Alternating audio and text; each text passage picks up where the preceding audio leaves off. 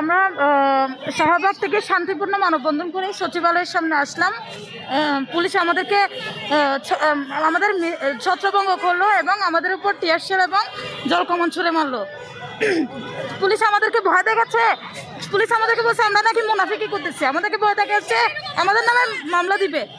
আমরা যেখানে রাজপথ চিনে গেছি সেখানে আমাদের আর কোনো ভয় নাই।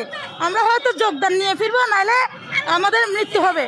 আমরা রাজপথ চিনে গেছি, আমাদের আর কোনো ভয় নাই, বাড়ি ফেরা যাওয়ার কোনো সুযোগ নেই। এরকম আশ্বাস আমরা অনেক পেয়েছি, আর চাই না এইরকম আশ্বাস। এরকম মিথ্যা আশ্বাস পেয়ে আমরা কি করব?